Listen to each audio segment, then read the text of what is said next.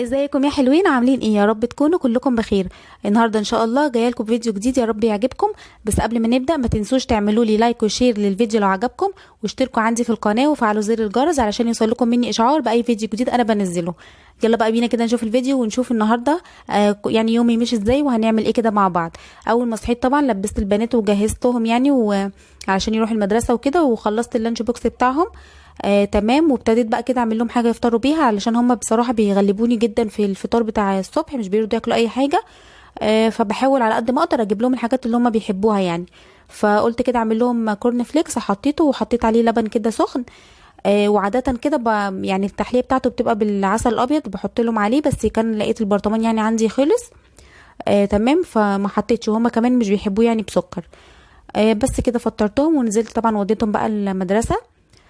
تمام. ورجعت بقى كده علشان خاطر افطر بقى كده. عملت يعني كوبايه شاي بلبن وجنبه كده البسكوت ده.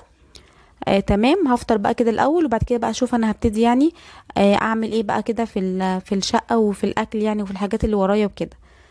بس قلت يعني اقعد ارتاح شويه كده وافطر، وبعد كده هبتدي بقى كده اروق الشقه واخلصها كلها. وكنت جايبه خضار بقى معايا وانا طالعه، هبتدي بقى كده افضيه يعني كده، اغسله كويس وافضيه احطه عندي بقى في المنظمات بتاعه التلاجة يعني وكده. بس المهم بقى كنت جايبه يعني جزر وبصل. وكنت جايبه كمان فلفل يعني الوان. هو غالي اليومين دولت، يعني الكيلو ب30 جنيه، فانا جبت ربع كيلو بس على قد يعني استخدام السلطه.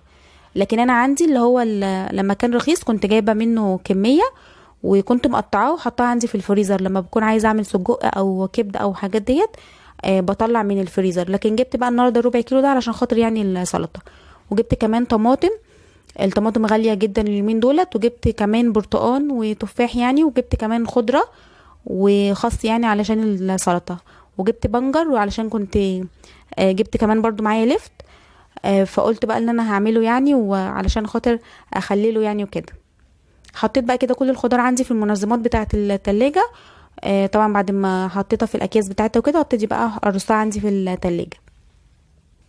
وغسلت بقى كده عندي ال- اللفت بقى كده كويس، غسلته وابتديت ان انا قطعته زي ما انتوا شايفين، وبحطه بقى عندي كده في الطبق يتنقع في المية كده، علشان خاطر لو في برضو اي طينة او اي حاجة يعني مكان اللفت وكده، فينضف يعني معايا. تمام. هبسيبه بقى كده براحته يعني كده على جنب ينضف يعني. يتنقع شوية كده في المية على بال بقى انا ما اعمل الغدا. جبت بقى كده سمنة عندي على في الحلة. تمام. وابتديت كده اسيحها واحط بقى كده فيها اللحمة. هديها يعني زي صدمة كده او تشويحة الاول بالسمنة قبل ما احط عليها المية. الطريقة دي بتخلي اللحمة كده بتكون طعمها حلو قوي لما بتستوي. وكمان الشوربة بيبقى طعمها حلو، وبتبقى دسمة كده، واللون بتاعها بيبقى حلو. اديت بقى كده اللحمة صدمة كده كويس، وشوحتها يعني حاجة بسيطة. وابتديت بقى كده حطيت عليها البصلاية وحطيت الفلفل الاسود. لكن مش هحط بقى ملح، علشان الملح بتخلي ان اللحمة يعني بتاخد وقت طويل يعني في السوا وكده، فبحط الملح في الاخر. تمام. وحطيت بقى كده المية، مية ساقعة يعني مش سخنة. بس. وحطيت بقى عندي التوابل، حطيت ورق لورا، وحطيت كمان حبهان. واغطيها بقى كده واسيبها تغلي بقى. اول ما تغلي هوطي عليها واسيبها بقى تستوي براحتها. هعمل بقى كده البصلة. هبتدي بقى كده فرومة عندي في الكبة.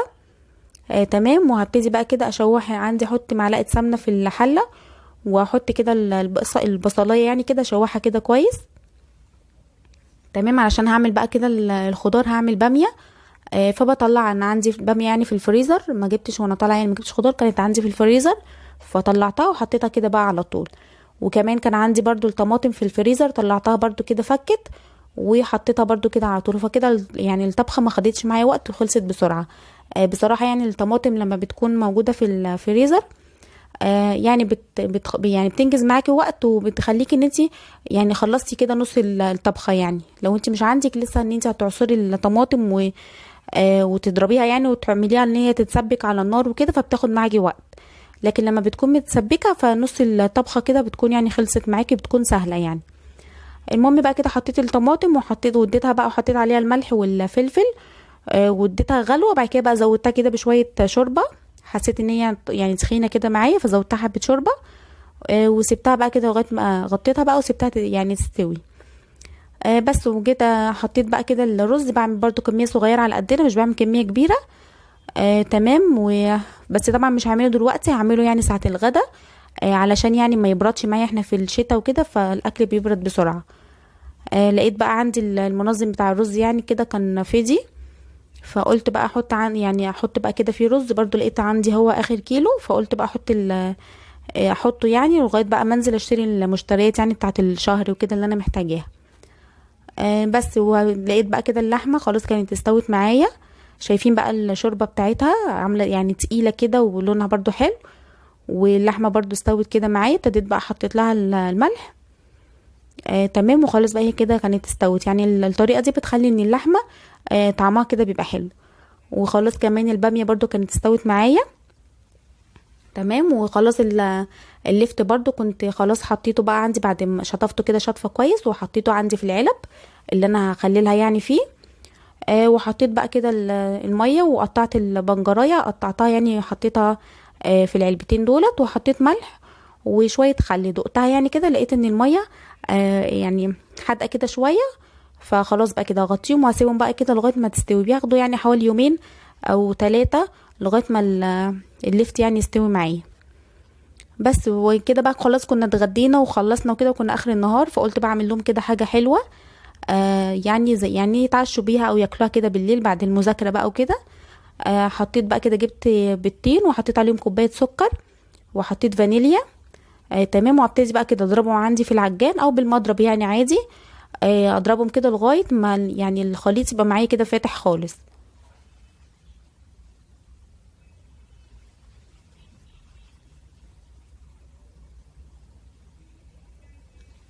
بدأ بقى ان الخليط معايا يبقى فاتح، هبتدي بقى اضيف عليه كوبايه من اللبن.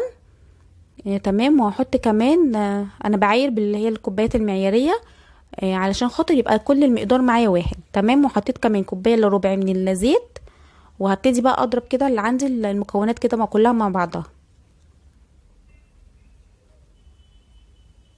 طبعا انا شغلت بقى الفرن على درجه حراره 180 علشان خاطر اول ما اخلص يعني الكيك يبقى الفرن معايا كده ساخن. بضرب بقى كده الخليط كويس مع بعض، الزيت بقى واللبن والسكر والبيض كده اللي احنا حطيناه، بضربهم بقى كده كويس مع بعض. بس اول ما احط يعني اللبن والزيت فبضرب كده ضربه خفيفه، مش كتير يعني، مش يعني الكون العجان مش على سرعه عاليه. تمام. بس وخدت بقى كده عندي الخليط المواد السائله بقى جاهز، فهبتدي بقى كده اجهز بقى عندي المواد الجافه بتاعه الكيك اللي احنا هنستخدمها. هستخدم كوبايه ونص من الدقيق، بعايرهم برضو كده بالاكواب المعياريه علشان خاطر يعني يبقى يطلع معايا المقدار كده واحد، يعني ما يكونش في حاجه ازيد من حاجه. بعايرها كده بالمعلقه او بسكينه وامسح كده على طرفها، يعني تكون الكوبايه معايا سوا واحد كده من فوق. خدت بقى كده كوبايه ونص من الدقيق، وهبتدي بقى احط عليهم كاكاو، لان انا هعملها يعني كيكه شوكولاته، فحطيت 3 معالق كبار من الكاكاو.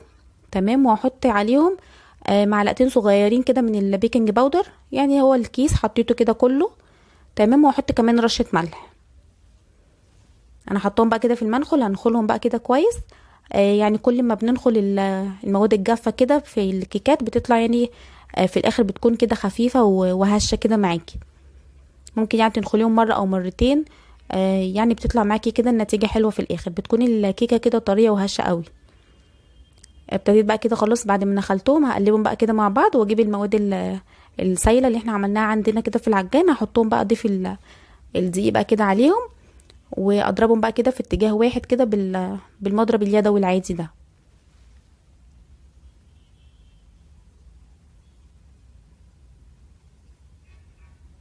اهم حاجه بس كده اضربهم في اتجاه واحد. تمام. علشان خاطر ما يعني الكيكه ما تبص كده مني، وبالراحه خالص يعني انا بضرب كده بالراحه علشان خاطر برضو الهواء اللي احنا دخلناه في البيض كده وفي الاول والسكر ما يطلعش يعني من الخليط ده. محضره بقى كده عندي صينيه مستطيله كبيره، دهنيها كده بالزيت ومبدراها كده بشويه من الدقيق. تمام. علشان خاطر يعني الكيكه ما تلزقش كده معايا. واحلى حاجه لما تيجي يعني احلى حاجه في تسويه الكيك اللي هي الصواني الالومنيوم، بتكون احلى حاجه في تسويه الكيك، يعني عن البايركس والحاجات التانية ديت. الالومنيوم احلى حاجه يعني في التسويه للكيك. حطيت بقى كده كل الخليط بتاع الكيك اللي احنا عملناه ده، وهخبط كده الصينيه شويه على الرخام علشان اطلع اي هوا كده من الكيك، علشان لما تستوي ما يكونش فيها فقاقيع كده من فوق يكون شكلها وحش. وادخلها بقى الفرن، بتقعد معايا حوالي 35 دقيقه. تمام. على درجه حراره 180. اول بقى ما تخرج اسيبها بقى تبرد خالص براحتها. وطبعا انا اختبرتها بالعصايه بتاعه الشيش طاووق، لقيتها طلعت معايا نظيفه، فخلاص خرجتها. سبتها بقى كده تبرد معايا، وابتدي ان انا اخرمها كده كلها. يعني تخريمات كده فيها في الصينيه يعني كده كلها علشان اسقيها. جبت بقى كده كوبايه لبن، واحط عليها معلقه من النسكافيه. تمام. وابتدي ان انا اسقي بيها كده الكيك علشان تبقى معايا طريه وتكون رطبه كده من جوه. واسيبها بقى كده على جنب. بس طبعا اهم حاجه لما نيجي نسقي الكيك باللبن كده لازم تكون بردت معايا تماما، علشان خاطر ما احطش اللبن وتعجن معايا. لو هي سخنه وسقيتها كده باللبن هتبقى الكيكه كلها معجنه، فلازم تكون الكيكه بارده معايا كده خالص. يعني بعد كده بنبتدي ان انا اسقيها. بس كده الكيكه خلصت. هبتدي بقى اعمل كده الكريمه بتاعه الشوكولاته. جبت بقى 3 كوبايات من اللبن، وحطيت عليهم معلقتين كبار من النشا، واربع معالق كبار من الدقيق، و3 معالق كبار من الكاكاو. تمام. وهحط عليهم 5 معالق كبار من السكر. يعني المقادير 2 3 4 5، اللي هم بقى نشا كاكاو دقيق سكر. تمام. هبتدي بقى كده احطهم يعني عندي على اللبن، واللبن 3 كوبايات. هقلبهم بقى كده كويس على البارد قبل ما احطهم عندي على النار. واتاكد ان انا كده ضربتهم كويس، علشان خاطر ما لما احطهم عندي على النار ما يكونش فيها كده اي تكتلات، ويطلع معايا ان الكريمه تكون كده فيها تكتلات يعني معايا. فاهم حاجه كده اني اعملهم يعني اضربهم كده مع بعض على البارد. بعدين بقى كده هبتدي ارفعهم عندي على النار. تمام. وهبتدي ان انا اقلب برضو. يعني اهم حاجه ان انا برضو افضل اقلب كويس، علشان خاطر يعني ما تبقاش معايا في الجناب كده، يعني تتخن كده في الجناب وتبقى ماسكه وفي النص لا. فاهم حاجه ان انا اقلبها وافضل كده ايدي فيها على طول. هبتدي بقى كده اضيف عندي شوكولاته يعني كذا مربع كده. تمام. وهبتدي كده اقلبهم كويس، واحط كمان مكعبين زبده. ممكن بقى في المرحله دي تحطي كمان علبه قشطه اللي هي المعلبه. تمام. بتخلي بصراحه ان القوام بتاع الشوكولاته دوت ما يكونش تقيل كده. وانا طبعا معايا هيطلع تقيل علشان انا ما حطيتش القشطه دي. انا يعني عاده بحط علبه القشطه دي، بس هي بصراحه ما جاتش موجوده عندي. فحطيها في القشطه دي، بتفرق في القوام، بتخليه كده يعني خفيف. وكمان في الطعم بيديها برضو، يعني القشطه بتدي طعم حلو قوي للكريمه ديت.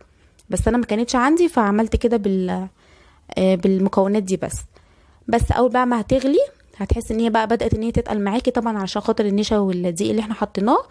وتعمل كده فقاقيع، فكده خلاص تكون الكريمه معايا جاهزه. هبتدي بقى احطها عندي على الكيكه بقى كده من فوق، واوزعها بقى كده كويس. وهي طبعا سخنه، عشان خاطر لما تبرد هتتقل وتمسك معاكي كده جامد، فمش هتعرفي يعني انت تفرديها. وهي سخنه كده على طول هبتدي احطها عندي على الكيكه، وهبتدي ان انا افردها كده بالسباتيولا كده على طول. شايفين القوام كان نازل كده تخين، فالقشطه لما تحطيها يعني هتحسي ان هي فرقت معاكي كده في القوام، وهتبقى معاكي كده خفيفه شويه، وكمان برضو هتفرق معاكي في الطعم. بس سويتها بقى كده كويس. جبت يعني قعدت اسويها كده كويس لغايه يعني ما حاولت ان انا اظبط شكلها كده من فوق. وهبتدي ازينها كده بشوكولاته مبشوره، يعني تزيين كده بسيط خالص. بس وده كانت وصفه النهارده، وكان فيديو النهارده. يا رب يكون عجبكم. ما تنسوش بقى تعملوا لي لايك وشير، واشتركوا عندي في القناه وفعلوا زر الجرس علشان يوصل لكم مني يعني اشعار باي فيديو جديد انا بنزله. اشوفكم على خير في فيديو جديد ان شاء الله.